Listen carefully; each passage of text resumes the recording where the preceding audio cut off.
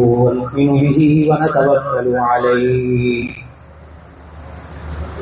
ونعوذ بالله من شرور أنفسنا ومن سيئات أعمالنا من يهده الله فلا مضل له ومن يضلله فلا هادي له ونشهد أن لا إله إلا الله وحده لا شريك له ونشهد أن سيدنا ومولانا محمدا عبده ورسوله صلى الله عليه وسلم أما بعد فأعوذ بالله من الشيطان الرجيم بسم الله الرحمن الرحيم رب هب لي من الصالحين فلما بلغ معه السعي قال يا بني إني أرى في المنام أني أذبحك فانظر ماذا ترى قال يا أبت افعل ما تؤمر ستجدني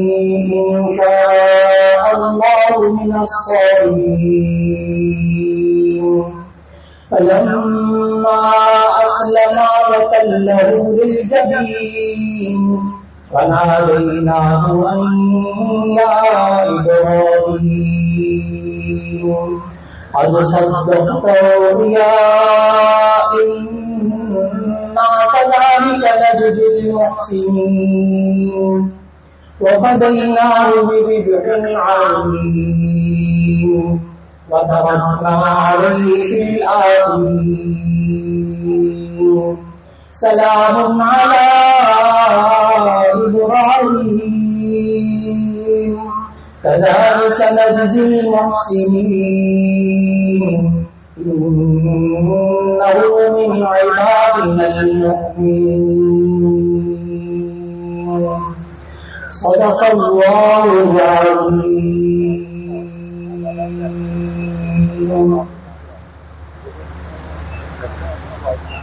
اللہ رب العزت نے ابھی سورہ صافات 23ویں پارے میں آیت نمبر 100 سے آیت نمبر 111 تک کی تلاوت کی توفیق عطا فرمائی. اللہ رب العزت نے ہمیں اس میں قربانی کی تاریخ بتائی کہ اصل میں یہ قربانیاں کیا چیز ہیں، اور اللہ رب العزت نے قیامت تک آنے والے انسانوں پر یہ قربانی کا جو فریضہ رکھا تھا، اس کا حقیقی مقصد کیا تھا، وہ بھی اللہ نے ان آیات میں بتایا کہ کس طرح ابراہیم علیہ السلام نے اپنے بڑھاپے کے اندر بھی دعائیں مانگی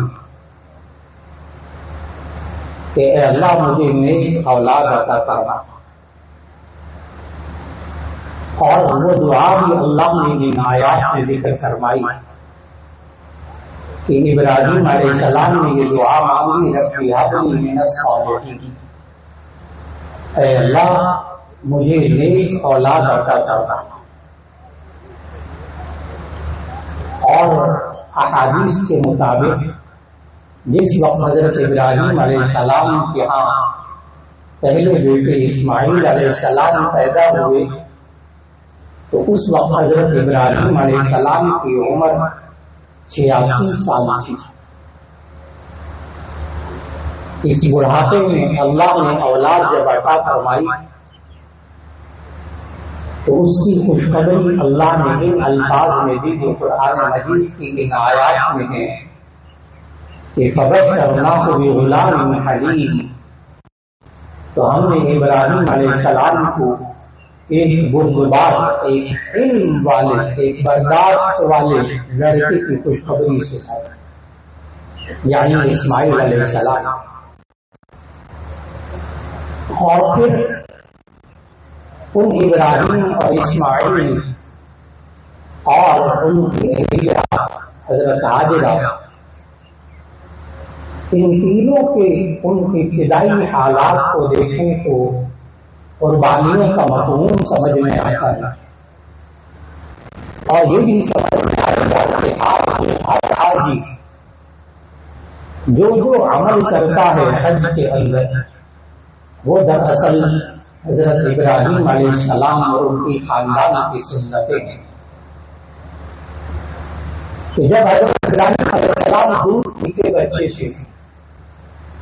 تو اس وقت حکم ہوا ابراہیم علیہ السلام کو کہ آپ اپنے بیٹے اسماعیل کو اور اپنی بیوی کو خانہ کعبہ کے قریب چھوڑ کر آئے۔ چنانچہ وہ کنعان اور فلسطین سے نکلے اور خانہ کعبہ کے پاس اور پھر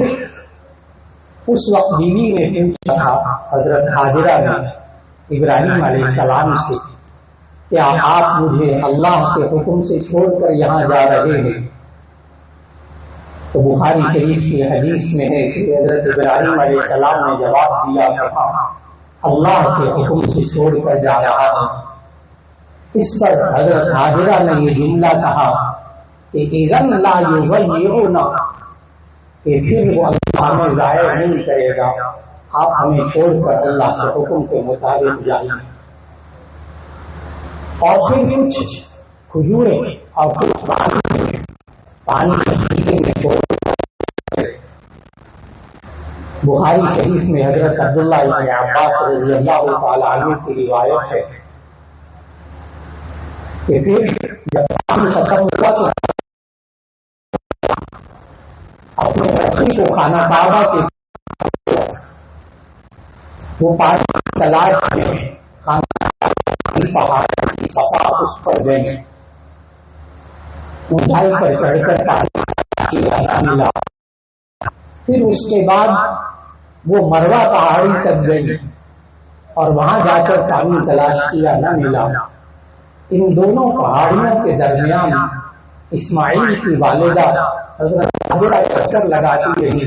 اللہ کو اتنی ادا پسند آئی کہ اللہ نے ان دو پہاڑیوں کے بارے میں سورۃ البقرہ کے اندر یہ ارشاد فرمایا کہ ان الصفا والمروہ من شعائر اللہ فمن حج البیت او اعتمر فلا جناح علیہ ان یطوف بہما، کہ صفا اور مروہ یہ اللہ کی نشانیاں ہیں،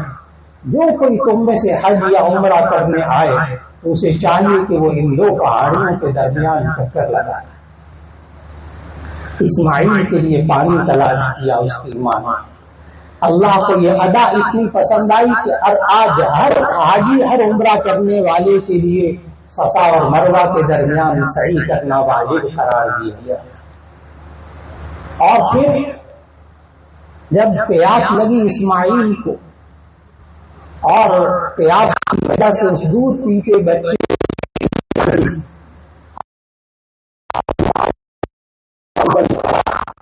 حضرت حاجرہ علیہ السلام آئی اور اس کے ارد گرد ریت اور مٹی کو اکٹھا کیا تاکہ پانی پھیل نہ جائے، اور اپنی عبرانی زبان میں اس کو کہا زم زم، ٹھہر جا ٹھہر جا۔ وہ پانی ٹھہر گیا اور آج اس پانی کا نام زمزم ہے، جو حضرت حاجرہ علیہ السلام کی زبان سے نکلے ہوئے الفاظ تھے۔ آج ہم اس کو آب زمزم کہتے ہیں۔ لاکھوں بیرل روزانہ پانی نکلتا ہے، آج تک اس میں سے پانی کی کمی واقع نہیں ہوتی۔ اس پانی کے اندر اللہ نے شفا رکھی۔ اور پھر حضرت ابراہیم علیہ السلام جب چلے جاتے ہیں، پھر ایک وقت ایسا آتا ہے کہ مختلف قبیلے جب دیکھتے ہیں کہ یہاں پانی نکل آیا ہے اور یہاں اب زندگی گزاری جا سکتی ہے، تو حدیث میں موجود کہ پھر قبیلہ جرہم ایک ایسا عرب کا قبیلہ تھا جو آ کر مکہ میں خانہ کعبہ کے قریب آباد ہوا اور وہاں آبادی شروع ہوئی اور ماں بیٹا نے یہ زندگی گزاری۔ آگے قرآن مجید کی آیت یوں ہے فَلَمَّا بَلَغَ مَعَهُ السَّعْيَ قَالَ يَا بُنَيَّ إِنِّي أَرَىٰ فِي الْمَنَامِ أَنِّي أَذْبَحُكَ فَانظُرْ مَاذَا تَرَىٰ۔ فَلَمَّا بَلَغَ مَعَهُ السَّعْيَ، جب یہ اسماعیل اپنے باپ کے ساتھ کوشش کی عمر کو پہنچا، بلغ معه السعی، سعی عربی میں کہتے ہیں کوشش کرنا، چلنا، دوڑنا۔ اگر آپ اس عمر کو 14-15 سال کی عمر بھی لگا لیں تو ایسی صورت کے اندر حضرت ابراہیم علیہ السلام کی عمر اس وقت 100 سال سے اوپر تھی جب یہ حکم ہوا کہ فلما بلغ معه السعي قال يا بني اني ارى في المنام اني اذبحك فانظر ماذا ترى۔ جب وہ کوشش کی عمر کو پہنچا بیٹا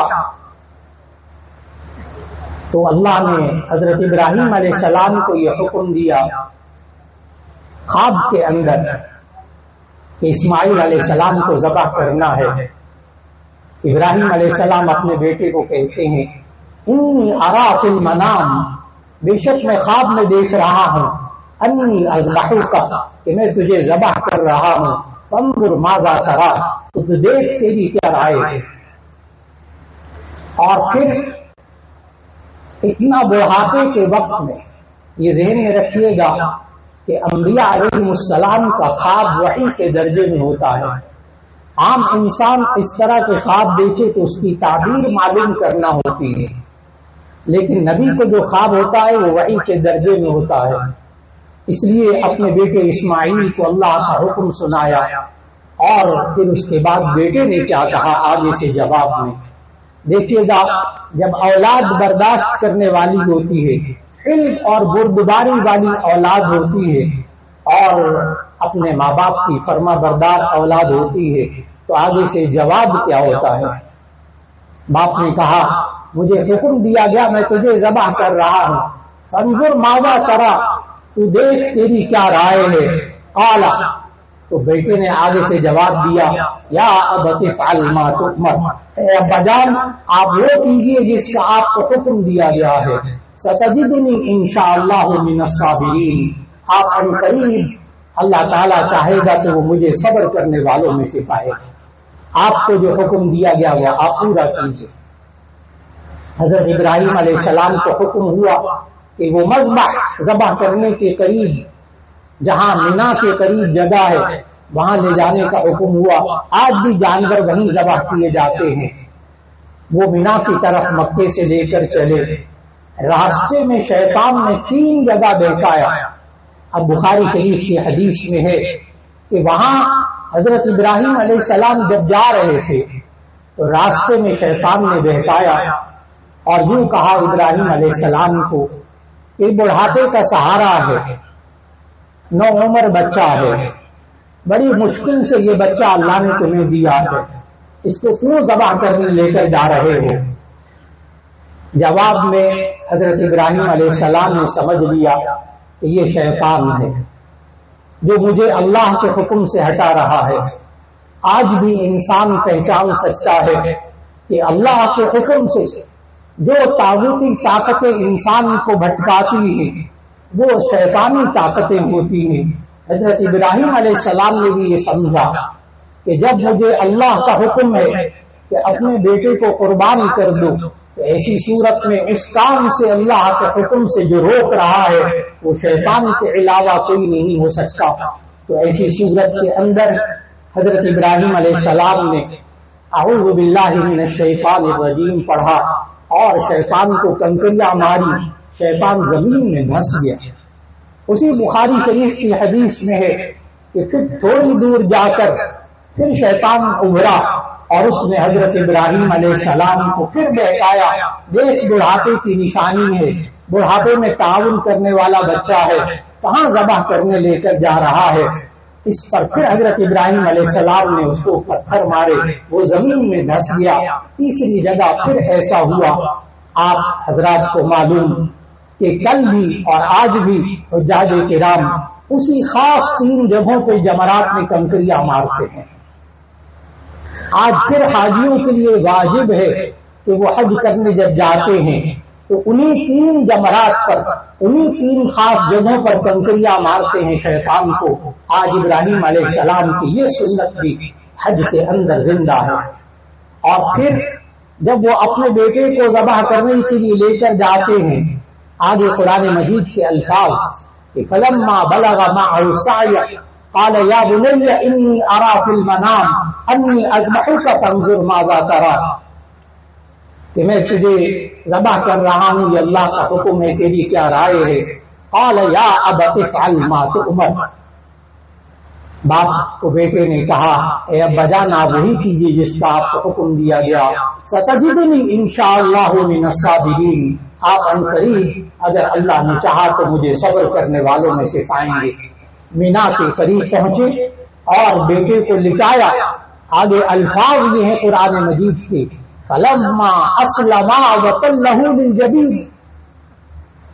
فلما اسلما، جب دونوں باپ بیٹا نے باپ کو مان لیا، وتلہ للجبین، اور اپنے بیٹے کو پیشانی کے بل لٹا لیا، ونادیناہ ان یا ابراہیم، تو ہم نے پکارا اے ابراہیم۔ یاد رکھ لیجیے گا یہاں لفظ آیا فلما اسلما، اسلما یسلم اسلامن کا معنی ہوتا ہے اپنے سر کو، اپنی گردن کو اللہ کی راہ میں جھکا دینا اور باپ کو مان لینا۔ اسلام کو اسلام بھی اس لیے کہتے ہیں کہ انسان اللہ کی بات کو ماننے کے لیے اپنے سر کو جھکا دیتا ہے، اور اللہ جو کہتا ہے یہ انسان اس کو مان لیتا ہے۔ آج بھی انسان کو سمجھنا چاہیے کہ اس کا نام جب مسلم رکھا گیا، اس کو جب مسلمان کہا گیا، تو اسلام کا معنی ہے گردن کو جھکا دینا، بات کو مان لینا۔ یہ انسان اللہ کے حکم کو زندگی بھر مانتا رہے تو یہ مسلمان کہلاتا ہے۔ فلما اسلما وتلہ للجبین، جب دونوں باپ بیٹا نے اللہ کی بات کو مان لیا، وتلہ للجبین، اور ان کو پیشانی کے بر بیٹے کو لٹا لیا، ونادیناہ ان یا ابراہیم، تو ہم نے پکارا اے ابراہیم، قد صدقت الرؤیا انا کذالک نجزی المحسنین، اے ابراہیم تم نے جو حکم دیا تھا تم نے اس حکم کو سچا کر دکھایا، اسی طرح ہم نیک کام کرنے والوں کو بدلہ دیتے ہیں۔ وفدیناہ بذبح عظیم، اور ہم نے ایک بڑی قربانی، بڑی ذبح کو اس کی جگہ رکھ دیا، اور اسماعیل علیہ السلام کی جگہ وہ دمبا ذبح ہو گیا۔ اللہ نے متبادل عطا فرما دیا، اور پھر اس کے بعد اللہ تعالیٰ نے ارشاد فرمایا نادیناہ ان یا ابراہیم قد صدقت الرؤیا انا کذالک نجزی المحسنین وفدیناہ بذبح عظیم وترکنا علیہ فی الآخرین سلام علی ابراہیم کذالک نجزی المحسنین انہ من عبادنا المؤمنین۔ اللہ رب العزت نے آج امت محمد علیہ الصلوۃ والسلام کے لیے یہ قربانی کا فریضہ، یہ حضرت ابراہیم علیہ السلام کی یاد ہے، جو آج بھی پوری امت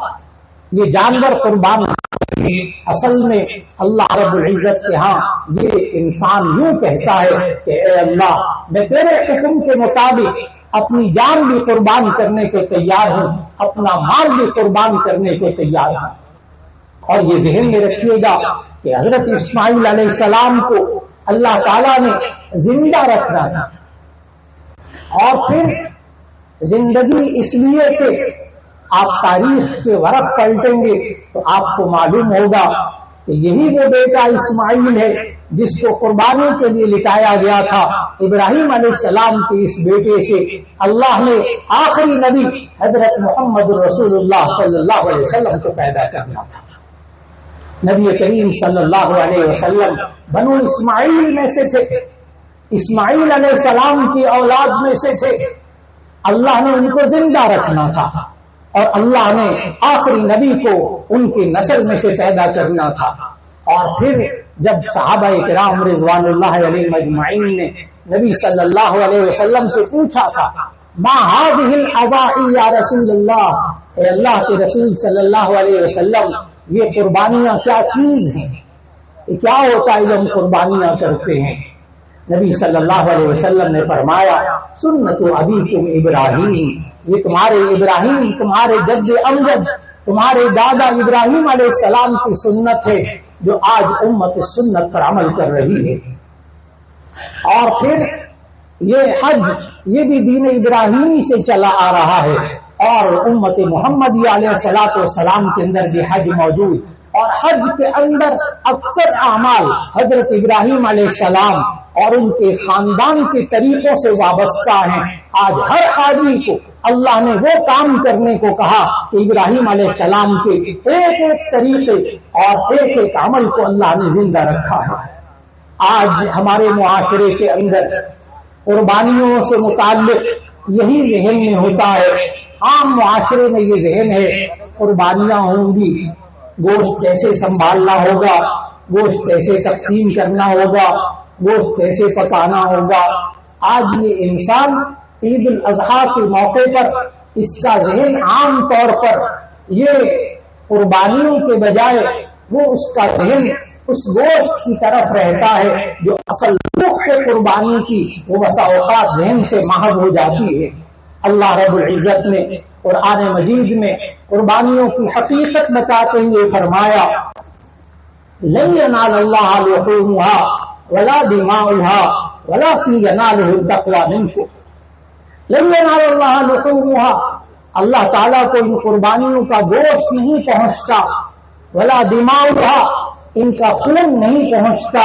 ولكن يناله التقوى منكم، لیکن اللہ کو تمہارا تقوی پہنچتا ہے۔ اللہ کو تمہارا یہ خلوص کہ اللہ ہم نے آپ کے حکم سے یہ جان کو قربان کر دیا ہے، یہ والی بات اللہ کے حکم کے مطابق جب عمل کرتا ہے اللہ اس کو قبول کر لیتا ہے۔ اور یاد رکھیے گا یہ قربانیاں یہ اللہ کی نشانیاں ہیں۔ اللہ نے قرآن مجید میں ان قربانیوں کو اللہ نے نشانیاں کہا اور فرمایا وَالْبُدْنَ جَعَلْنَاهَا لَكُمْ مِنْ شَعَائِرِ اللَّهِ لَكُمْ فِيهَا خَيْرٌ فَاذْكُرُوا اسْمَ اللَّهِ عَلَيْهَا صَوَافَ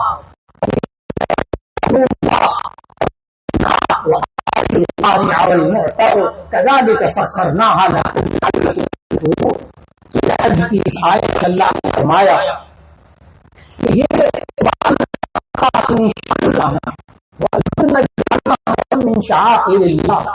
لکم فیہا خیر، اس لیے تمہارے اندر بھائی ہے خیر، فاذکروا اللہ علیہ صواف، تم ان جانوروں پر اللہ کا نام لو۔ آج یہ انسان جانور کو قربان کرتا ہے، اس کا طریقہ بھی نبی صلی اللہ علیہ وسلم نے سکھایا ہے کہ یہ دعا یہ پڑھتا ہے قرآن مجید کی ذہن میں رکھیے گا، ذبح کرتے وقت دعا پڑھی جاتی ہے جو دعا قرآن مجید کے اندر یہ انسان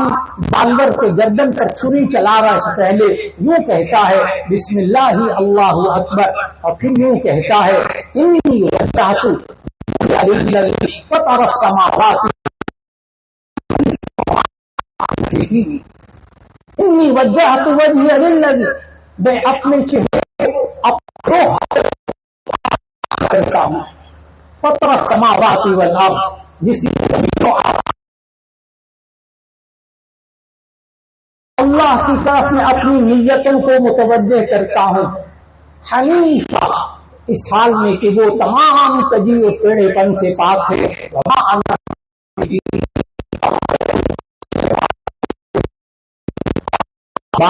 یہ انسان کلمات کہتے ہوئے قربان کرتا ہے، وہ بھی آیت قرآن مجید کی اسے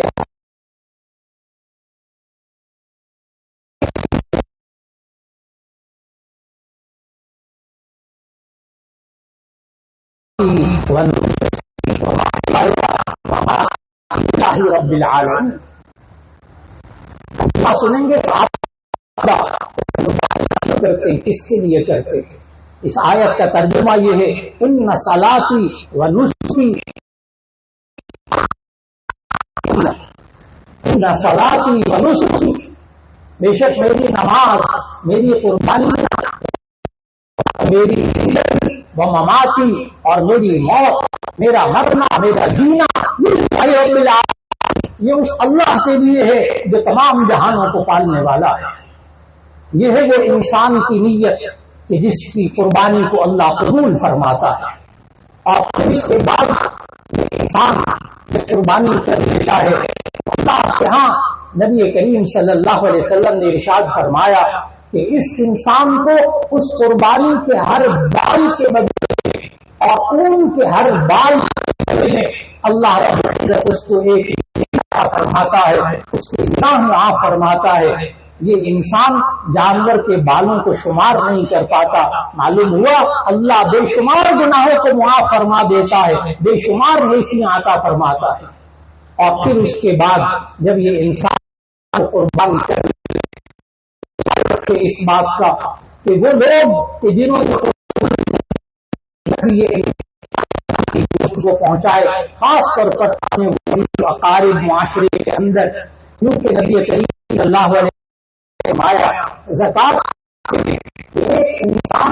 اگر زکات ادا کرتا ہے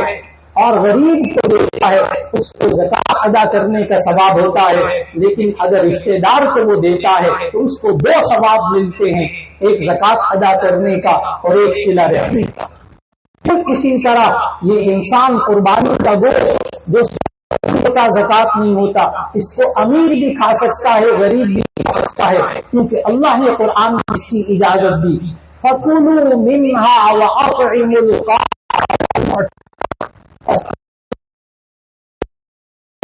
کھائے جو مالدار ہے وہ بھی کھائے، لہذا رشتے خاص طور پر وہ رشتے دار سے صلہ رحمی بھی ہوگی، قربانی کا گوشت تقسیم کرنے کا ثواب بھی ملے گا۔ پھر اس کے ساتھ ساتھ قربانی کے ان دنوں میں بھرپور کوشش ہو کہ ہماری ذات سے کسی کو تکلیف نہ ہو۔ اللہ جزائے خیر دے، ماڈل سوسائٹی کے انتظامات آپ حضرت کا تعاون اس میں بڑا ضروری۔ عام طور پر ہمسایوں کے حقوق کا جب خیال نہیں ہوتا تو ایسی صورت میں یہ انسان گھر کے باہر نکال دیتا ہے قربانی کی، اور کئی گھنٹے تک بیچارے ہمسائے تکلیف میں مبتلا رہتے ہیں۔ نبی کریم صلی اللہ علیہ وسلم نے ارشاد فرمایا کہ لا یؤمن احدکم حتی یحمن جارہ بوائقہ، او کما قال علیہ الصلوۃ والسلام، کہ تم میں سے کسی شخص کا ایمان کامل نہیں ہوتا جب تک کہ اس کے ہمسائے اس کی تکلیفوں سے محفوظ نہ رہے، ہمسائے کو تکلیف نہ پہنچے، اپنے علاقے والوں کو تکلیف نہ پہنچے، اس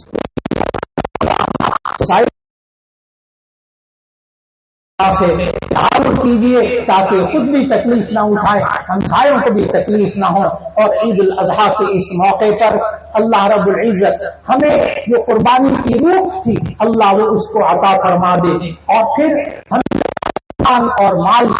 یہ اللہ نے جو دیا ہے یہ اسی لیے دیا ہے کہ ہم اس کو اللہ کے حکم کے مطابق استعمال کریں۔ اللہ نے قرآن مجید میں فرمایا ان اللہ اشترى من المؤمنین انفسهم واموالهم بان لهم الجنہ،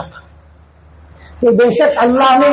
ایمان والوں سے ان کی جانوں کو اور ان کے مالوں کو خرید لیا ہے اس بات کے بدلے میں کہ ان کو جنت ملے گی۔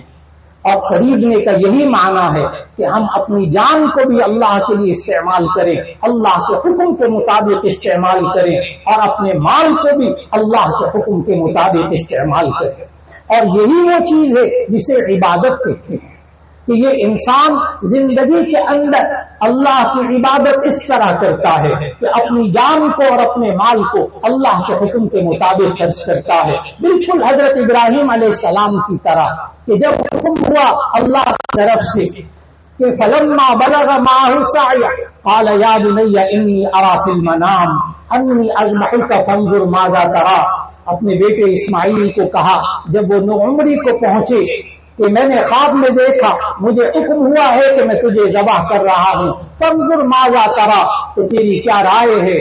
قال يا ابت افعل ما تؤمر ستجدنی ان شاء اللہ من الصابرین۔ بیٹے اسماعیل علیہ السلام نے جواب دیا اے ابا جان آپ وہی کام کیجئے جس کا آپ کو حکم دیا گیا، ستجدنی ان شاء اللہ من الصابرین، آپ قریب مجھے صبر کرنے والوں میں سے پائیں گے۔ اور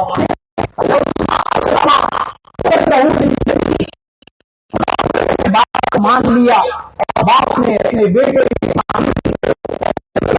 کیا تو اس پر انہوں نے کہا، اللہ نے پکارا یا ابراہیم قد صدقت الرؤیا انا كذلك نجزي المحسنین، آپ نے جو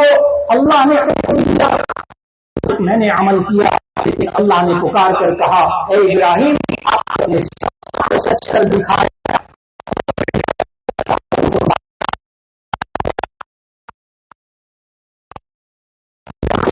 فرمائے، اور اس قربانی کی روح کے مطابق ساری زندگی اللہ رب جان اور مال اللہ عطا فرما دے، اور اللہ ہمارے اخلاص کو قبول فرما لے۔ اور ٹھیک 7 بجے جماعت کھڑی ہو جائے گی انشاءاللہ، اس کے لیے نماز دوہرا دیتے ہیں کہ پہلے آپ صفوں میں کھڑے ہو جائیں گے اور اب امام صاحب اللہ اکبر کہیں گے تو آپ بھی ان کے ساتھ اللہ اکبر کہہ کر ہاتھ باندھ دیں گے، اور پھر آپ سبحانک اللہم پڑھیں گے، پھر اس کے بعد امام صاحب 3 دفعہ اللہ اکبر کہہ کر ہاتھ اٹھائیں گے اور ہاتھوں کو چھوڑ دیں گے، آپ بھی اسی طرح 3 دفعہ اللہ اکبر کہہ کر ان کے ساتھ ہاتھوں کو چھوڑ دیں گے۔ پھر اس کے بعد قرآن مجید کی تلاوت ہوگی، سورہ فاتحہ امام پڑھیں گے اور پھر ایک سورت پڑھیں گے، پھر اس کے بعد رکوع کریں گے، سجدہ کریں گے، پھر جب کھڑے ہوں گے دوسری رکعت میں تو پہلے امام صاحب سورہ فاتحہ پڑھیں گے، سورت پڑھیں گے، اور پھر اس کے بعد رکوع میں جانے سے پہلے 3 مرتبہ کانوں تک ہاتھ اٹھا کر اللہ اکبر کہہ کر دوبارہ ہاتھوں کو چھوڑیں گے، 3 دفعہ اللہ اکبر کہہ کر 3 مرتبہ ہاتھوں کو چھوڑنا ہے، اور پھر 4تھی مرتبہ جب وہ اللہ اکبر کہیں گے تو آپ رکوع میں چلے جائیں گے، پھر سجدہ ہوگا، پھر تشہد پڑھیں گے، اور پھر اس کے بعد سلام پھیر کر نماز مکمل ہو جائے گی۔ اس کے بعد عید کا خطبہ ہوگا، مسنون خطبہ، وہ آپ سنیے گا، اور پھر اس کے بعد دعا کے بعد یہ عمل مکمل ہو جائے گا عید الاضحیٰ کا۔ اب آپ حضرات سے التماس ہے کہ آپ حضرات صفیں درست فرما لیجیے، انشاءاللہ ٹھیک 7 بجے انشاءاللہ العزیز جماعت کھڑی ہو جائے گی۔